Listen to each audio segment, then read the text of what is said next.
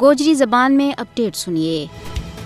6 جنوری 1993 جد قصبہ سوپر میں 60 معصوم کشمیری بھارتی دہشت گردی کی بینڈ چڑھیا۔ سوپر قتل عام مقبوضہ جموں کشمیر کے بچ بھارتی فوجیوں کے ہاتھوں وحشیانہ اور پرتشدد کارروائی کا استعمال کی ایک باندھی مثال ہے۔ سوپر قتل عام کا متاثرین 31 سال گزرنے کے باوجود انصاف کا منتظر ہیں اور وہ آج بھی انصاف کے واسطے تڑپ رہی ہیں۔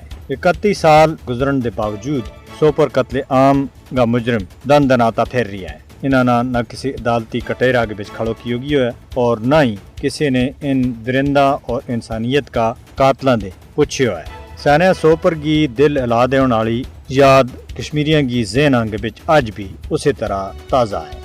امریکی ٹائم میگزین نے سوپر قتل عام نہ مقبوضہ جموں کشمیر کی تاریخ کو بدترین واقعہ قرار دیتا ہے۔ مقبوضہ جموں کشمیر کے بچ غیر قانونی اور ناجائز بھارتی قبضہ کی وجہ سے کشمیری عوام سوپر جیسا کئی سارا سانیات کا شکار ہویا ہے۔ مقبوضہ جموں کشمیر کی تاریخ سوپر قتل عام کی طرح ماورا عدالت قتل عام دے پری پئی ہے۔ مقبوضہ جموں کشمیر کے بچ بھارتی فوجیوں کا ڈراونا جرائم بچو سوپر سانیوں بھی ایک ہے۔ سفاق اور وحشی بھارتی فوجی مقبوضہ جموں کشمیر کے بچ 2 درجن سے زیادہ اس طرح کا قتل عام کر چکیا ہے۔ بھارت سوپر جیسا قتل عام کر گئے کشمیری عوام نہ ڈراؤن اور خون دے سینچی ہوئی تحریک آزادی دے دور رکھن کی ناکام کوشش کر رہی ہے۔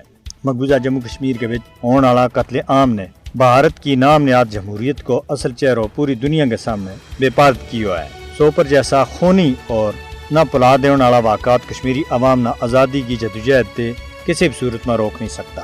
انسانی حقوق کا بین الاقوامی ادارہ نہ مقبوضہ جموں کشمیر کے اندر تعینات بھارتی فوجیوں کا ذریعے قتل عام کی تحقیقات کرانی چاہیے تاکہ کشمیریوں کا قتل عام میں ملوث بھارتی درندہ صفت اور صفاقہ نہ انصاف کا کٹہرہ کے بچ کھڑو کیا جائے اور انصاف کا تقاضا پورا کیا جائے۔ بھارتی حکومت کے ہاتھوں کشمیری عوام کی نسل کشی روکن کے واسطے دنیا نہ ہن اگے آن کی ضرورت ہے۔